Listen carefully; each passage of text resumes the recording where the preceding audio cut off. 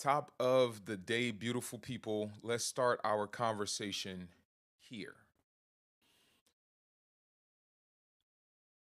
Trauma doesn't just create pain, it creates a story of who you are because of that pain. And that is what prolongs the suffering. That is what prolongs the experience. What if I told you you're not living your life, you're living that story? The story that you have derived from your past experiences, the story that you have been telling yourself of what you deserve, what you are worthy of, what you are enough for. I'm going to use some information today to try to bring this to you all in a very practical way so that you can grasp it on every level of understanding. Kira, Walisha, and everyone else, happy healing to you. I do have my monitor today, so I don't have to keep leaning in and out. Alarise, happy healing to you. And that's who I can see on the monitor right now. So if I missed you, extend your grace here. But I want to share some information that I think is going to resonate with you all. For those of you that are practical, for those of you that are into this and already have a foundational understanding, wherever you're approaching this from, you're going to find this information very resourceful. Think of it like this: the human brain doesn't process random data. It wires facts. How do I want to say this to you? The human brain doesn't process random data. It's not wired for facts or logics first. It processes story. It's wired for stories. Stories are like the programming language of the brain. That's the way I want to say it. Stories are the programming language of the brain, and that's why you remember a story for years and you'll forget something that is important as far as data or a password or something like that I just told you 5 minutes ago, just like that. But a story will stick with you because to your brain, stories are not just entertainment. Stories are also a means of survival. It's how your mind organizes the chaos of life, and that's how your mind makes sense of things, by structuring it into stories. Here's the other important thing about stories. Stories allow you to feel. Sweet says, yeah, it's how the mind likes to make sense of our experiences. Absolutely, Sweet, right? And the other powerful thing about stories, stories engage more than just the logical part of you. Stories engage your emotions. Think about this. You ever heard the statement, people don't remember what you said or what you did, but they remember how you made them feel, right? Because stories impact the emotions. So when things are organized and structured by stories, or when we are receiving a story, it's engaging multiple parts of who you are, your logic, your mental, and then your emotion also. So we are much invested in stories.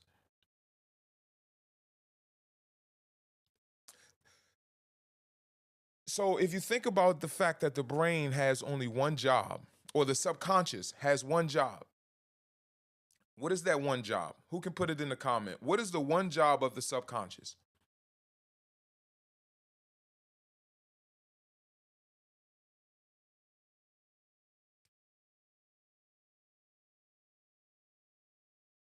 The beautiful puppy snores. Sheila hit it right on the head. The one job of the subconscious is to protect. It's to keep you safe. So when the subconscious mind creates stories out of your experiences, it's to predict what's safe, what's dangerous, and what you should expect.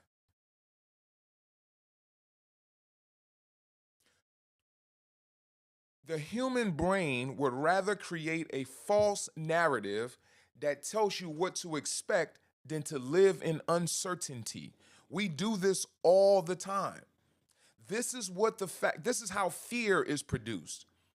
Most of the time that you are living in a sense of fear about something happening, it's not because there's a guarantee that the thing is going to happen.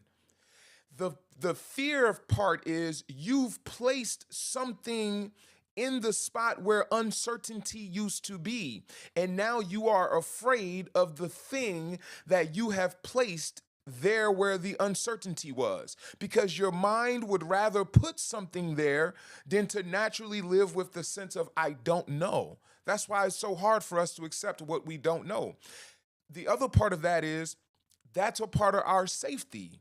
The drive for human knowledge is driven by our need to feel safe.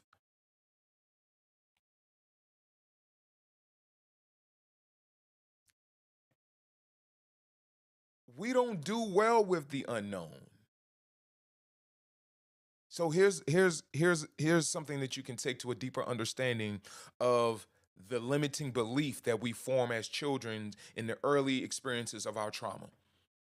So when you're a child and you're left in pain, confusion, or abandonment, your brain fills in the blank with the only thing that you know, which is what? You fill it with a story. And that story is based on the information that you have as a kid. So, as a kid, you don't have the context that your mom is dealing with trauma, your dad is dealing with trauma. You don't have the context that your dad doesn't know how to love you because he wasn't loved. You don't have the context that your dad ran off on you and your mom because your dad is a broken man or whatever. You don't have that context. What you do have is the understanding of what? What other children are receiving. Do you understand this? That's the reference by which you make your conclusion of your experiences as a child. So if all the other kids have their dads and I don't have my dad, what's the obvious conclusion for a kid? Put it in the chat.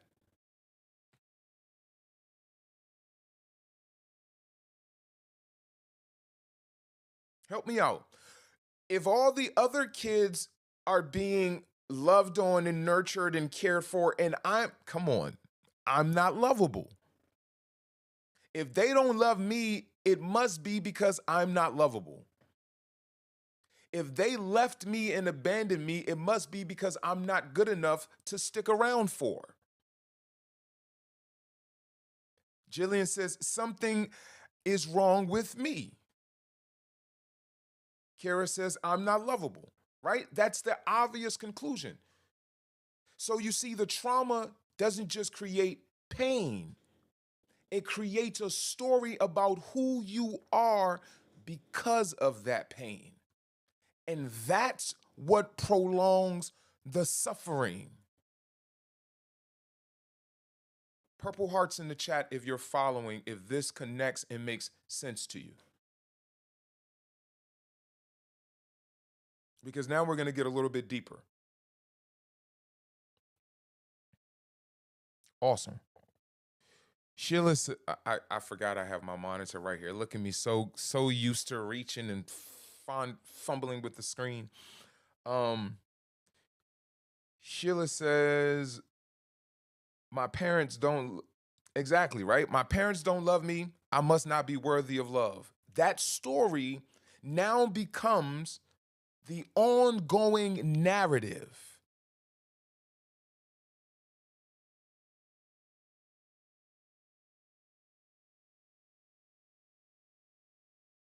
Okay? All right. Now let's get a little bit deeper. Because that story didn't just stay in your childhood. Your subconscious mind is holding that story as the narrative and the script that has been running your life every single day. It shapes your relationships. It determines what you chase and what you sabotage. It becomes the lens that you see your entire life through. That story becomes the narrative that is controlling and dictating your life. It's not the trauma, it's the story.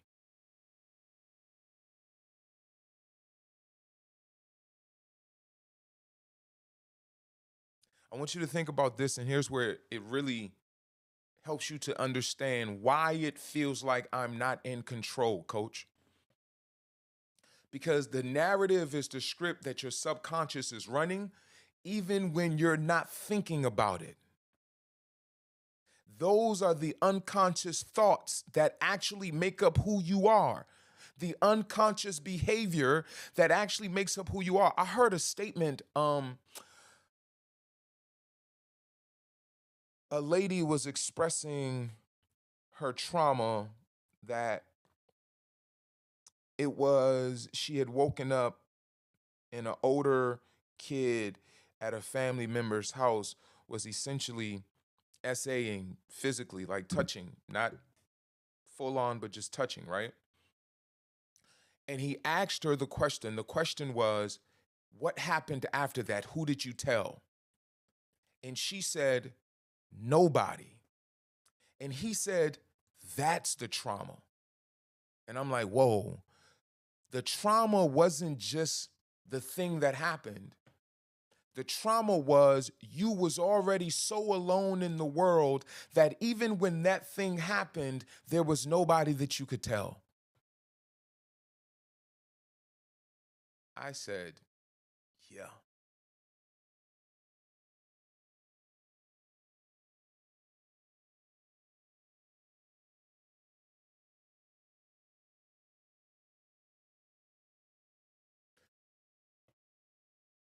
Your narrative is the script that your subconscious mind is running even when you're not thinking about it. That's why you can know you're worthy, but still sabotage love.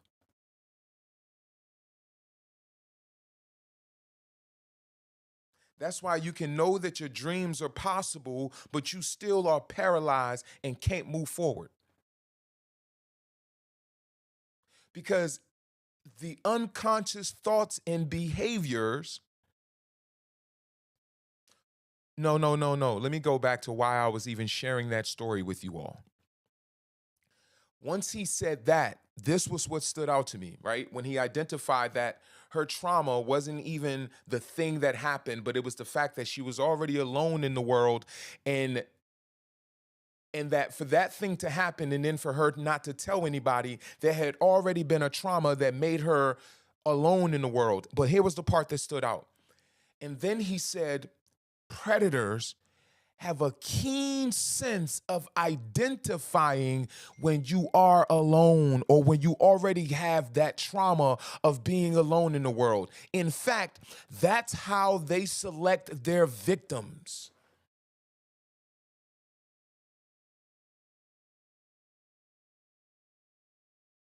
The unconscious behaviors and the unconscious things that you do are the tells for the predators, are the tells for the people that are out there looking for victims. It is your unconscious behavior that gives them the sense that you already are operating alone in this world. You are operating with an insecurity. You have low self-esteem. You have low value about yourself. It is the unconscious parts that you are not aware of that tells all that you don't think you're telling. That's the narrative and the script that is running even when you are not aware of it. That's how it shows up. In the unconscious behavior patterns, in the unconscious thought patterns that then reveal themselves through your actions.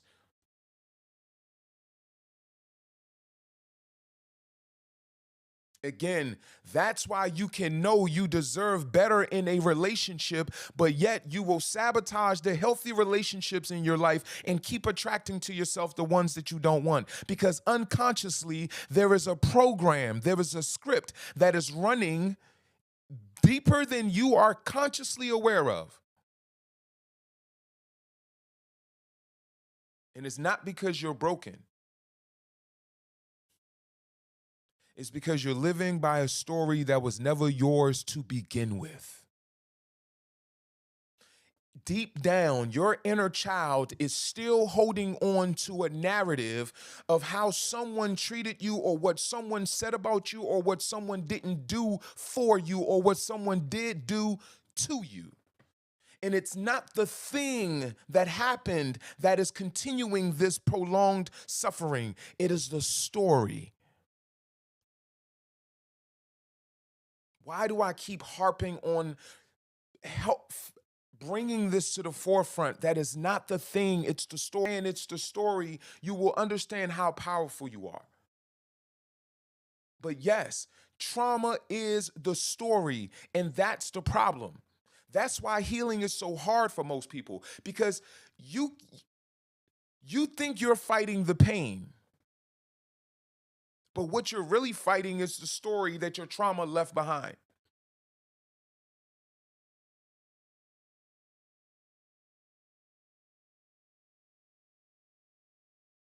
Every trigger that you feel is a chapter from that story. Every repeat failure, relationship, whatever that is, that's just a plot from the story repeating itself. The thing that most of us don't get is trauma doesn't just hurt.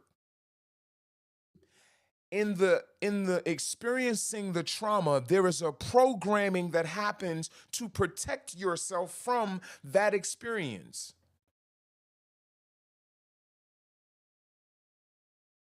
The trauma doesn't just hurt, it programs.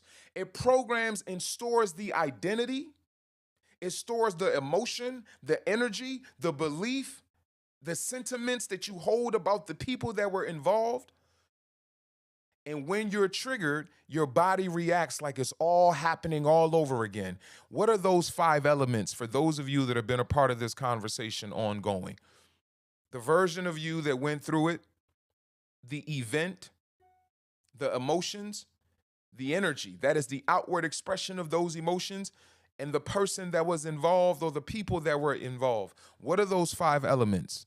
The 5 elements of how trauma is formed and stored.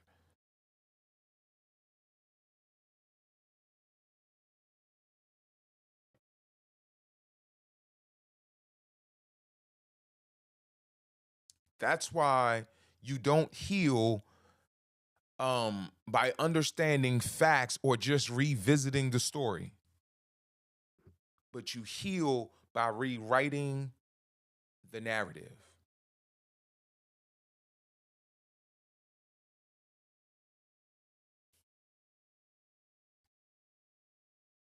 Here's the hard truth, though: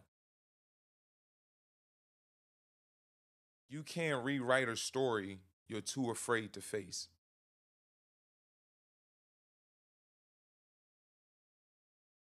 That's why, for most people, you keep on looping. And every time you try to move forward, you end up right back where you started. But what if I told you this? There's a proven process that's going to stop that cycle for you. What if they're just intentionally thinking about it? It's that this thing is happening on autopilot and you have no control of the steering wheel.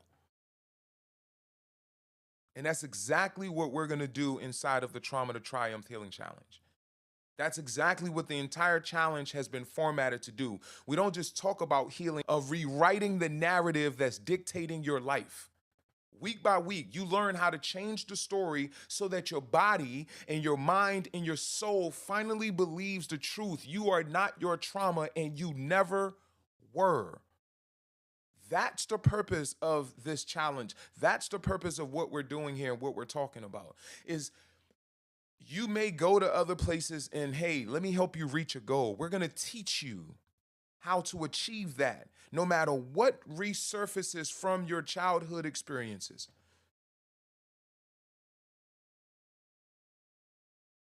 Jillian says, for people who know something but can't remember, or for people who know something's off but can't remember, identify the feeling and work backwards. Come on, Jillian. And mind you, shout out to Jillian. She is enrolled in our April's Trauma to Triumph Healing Challenge, which is what I'm offering you all right now. So if you're ready to stop reliving the same old chapters of your life, our enrollment for April's challenge, which Jillian is a part of, and she's only been in, 2 sessions now, and you can already, I love the fact that all of the information that you've received already, Jillian, you're applying clearly, and it's making a difference. So if you're out there and you're wondering, what is this information that you can enroll?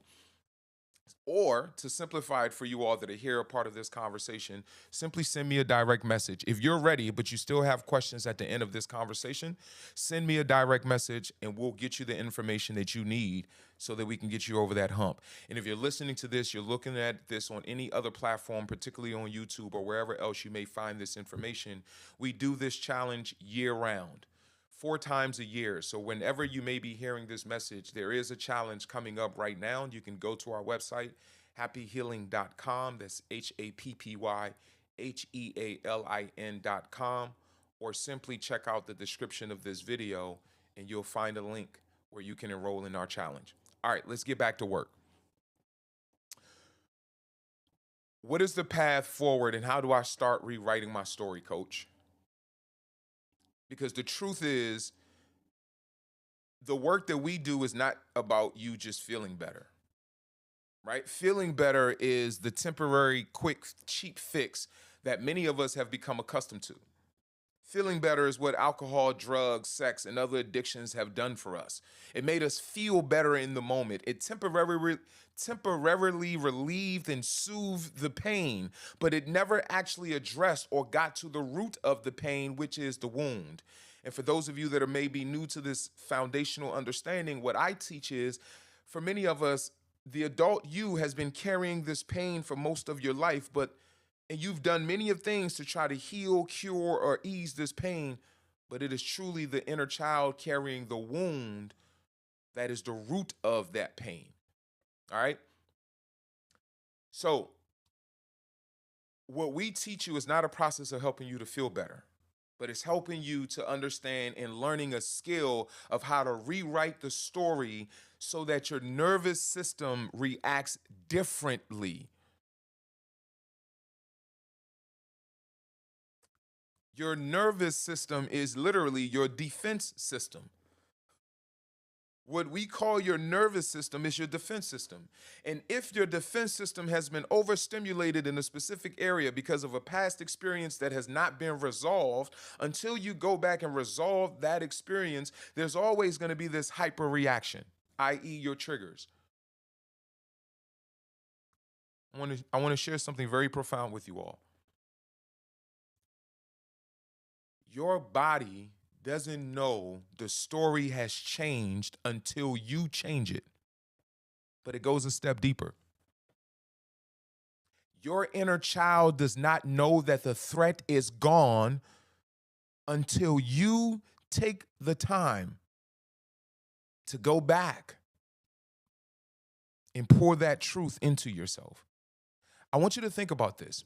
If you went to therapy or counseling for whatever experience in your life, what is a therapist, a counselor, or even a coach doing? I'm going to tell you exactly what we're doing.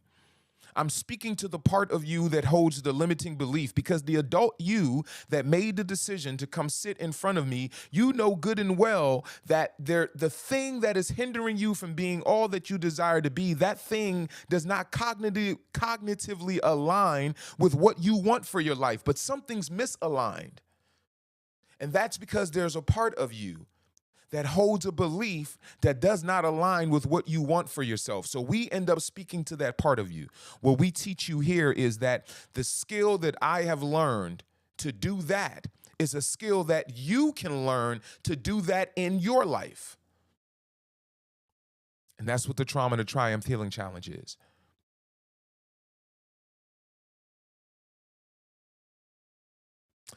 Sweet Serenity says, at 56, still agoraphobic from childhood. My limiting belief, I am not safe. Not even sure if I pronounced that right, but that I am not safe is one of the foundational limiting belief that we derive from our childhood trauma and experiences. Awesome. Thank you. I want you all to think about this. When your inner child does not know that the threat is gone and you've been guarding that wound all your life, I want you to understand this is the same thing that we diagnose as PTSD. Your inner child has never had an opportunity to let the guard down from the initial wound that you experience, even though adult you consciously know you're not the child that you were when you were 7, 14, when somebody violated you. But still to this day, when someone does something that triggers that unhealed wound, it seems like that 14-year-old comes springing right out of you, ready with rage, an unhindered or unhinged response to defend you. That's because that 14-year-old has never let go. That's because no one stopped when you were 14 to say it's okay. No one stopped when you were 18 and found yourself in a relationship that repeated the same abuse. No one stopped and said, hey, you don't have to be doing that. You deserve more than that. Until you stop and say those words to that 14-year-old version of you, that limiting belief that is held in that part of you will keep popping up in the relationships, in the way that you pursue your dreams and your ambition, and you will always feel a sense of inner conflict. And that's why we created this challenge, to teach you how to do that. How do I go back to those experiences, coach, and reframe them? Am I just going to go back and pretend like it never happened? That's a great question. What we do here is not teaching you to pretend, but here's the thing. I want you to understand that every experience, you are creating it by the way that you tell the story of it. I could prove it to you. You ever thought something happened a specific way and you were moving? Let's make it more personal. Even whether it was you that did this or you were the victim of someone else doing this, we all have been a part of this. Has there ever been a situation where someone had information wrong? Whether you were the one that had the information wrong or someone had information wrong about you, and you were moving a specific way based on the information that you had. And then once you had new information, you completely changed the way that you were moving just based on what? The information. The perspective with which you saw the situation dictated everything that you did after that. And then once your perspective was changed, your entire movement around the situation, the person, the circumstance was different. That's the same thing that happens when we talk about inner child healing. Mind you, this entire conversation started with me emphasizing that it is the story. So if that part of you, that version of you still holds a belief or a specific story, and you unknowingly in your subconscious mind has been making decisions, choices, and behavior based on that belief or that story, until you go back and fix that story, you'll keep repeating the same things. And we're going to teach you how to go back and do that. Right? You have to go back to the belief, I wasn't enough. And the reframe, I'll give you all two perspectives of this.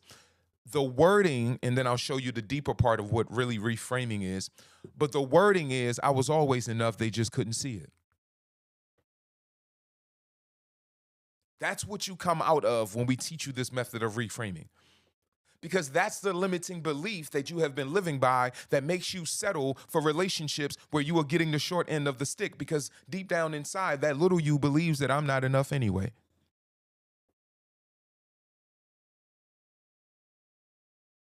But that's what you come out of that situation with. Yesterday or the day before, we had a very profound conversation. I believe it was with Tish, and I don't know if Tish is here today, but Tish said something that led us to a conversation that I felt so grateful for us to have. And Tish said, if I was lovable, they would have loved me. JC Wolf, happy healing to you, brother, and welcome back to the conversation. If I was good enough, they would have treated me a certain way.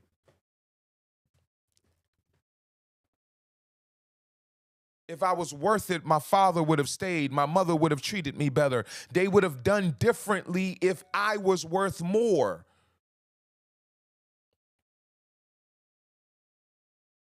Therein lies the exact what I'm teaching you all right now. That's the story. The story is, I am not worth it. Why do you have that story? Because they didn't treat me a certain way. So now the story is, I am not worth it. And then you start to live your life from that story. And what we do is teach you how to go back to that story and reframe it from, I was always worth it. They just didn't have the proper healing of their own trauma for them to see my value. And in that small bit of a change, healing becomes the moment you stop living by the story you inherited and start writing the one that you deserve.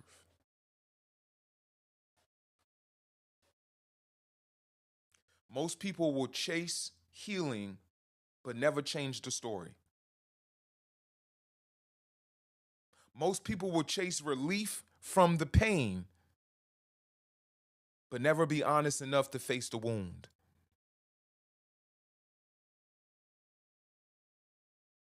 Whew. Jimmy says, sometimes you feel unloved, even though the way they were loving you didn't look like you expected. Because once you look at them for who they are and you realize nobody ever loved that person that I expected to love me. How? Whew. Nobody ever cared for the person that I expected to care for me. Where would I have expected them to learn that? And now that's not even the problem that I'm addressing with you. I'm addressing the fact that you derived the story that you weren't worth being cared for because they didn't care for you. Sometimes we get stuck on we start worrying about the wrong things. There it is right there. Sometimes we're stuck because we're worried about the wrong things. Let me show you what I mean by that. And I share this with love. Sometimes we will think, my parents said to me, I was of all of the kids, I was the one that they didn't want. So now I live my life believing I am unwanted. Because that person said to me, they didn't want me. It's a very powerful wound. And first, I just want to validate the reality that if the person that gave you life says to you that they don't want you, it is very natural for you to conclude that if the person that brought me here doesn't want me, I must not be wanted. But let me help you out with something real quick. What if you realize that the person that brought you here has never felt like they deserve to be here either? What if you realize that the person that brought you here has been dealing with their own value, their own worth, and their own purpose for existence for as long as they've been here? What if you realize that the person that brought you here has been struggling with their own desire to remain here, and you are deriving your value from someone who has not even substantiated their own value? What if you realize that the story that you are not wanted because of what they said is the lie? And when you realize the only reason that lie exists in your life is because you believe it and you've been living by it. And in that moment, you'll realize, oh, shoot, I've been the power bearer the whole time. That's the whole point of this conversation. Yes. Do you recognize now that it's always been the story? Yes, coach. I get it. It's been the story the entire time. Do you realize now that you have been the one perpetuating, telling, keeping, reiterating, retelling, reliving the story? Real life question. Do you recognize that?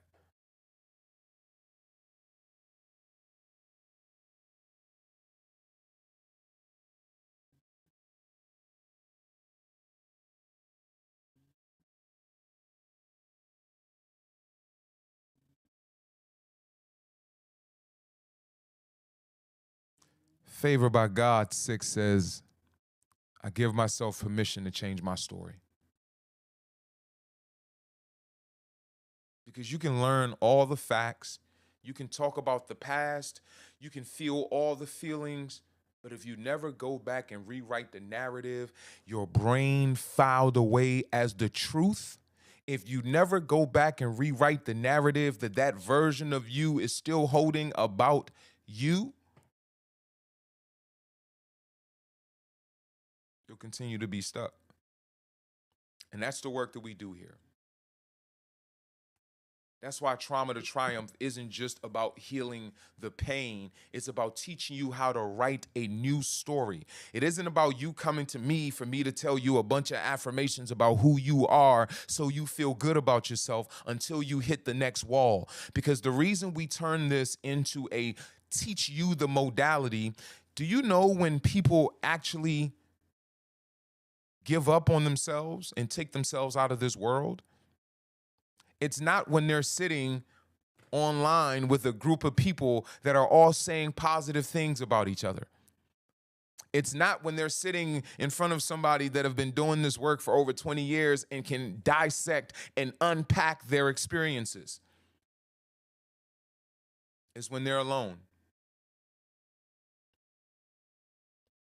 And there's no one that they feel they can call, and there are no skills or tools that they have in those moments that they can apply.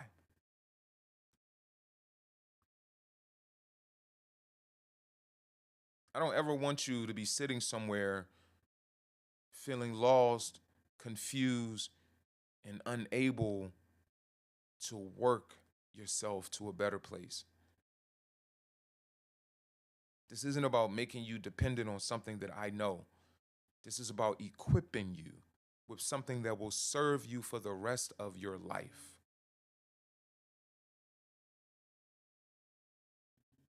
One of the things that when you come from a certain community, when they tell you about education, they say to you,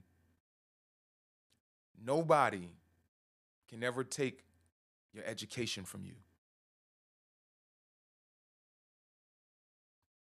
Nobody can ever take these tools,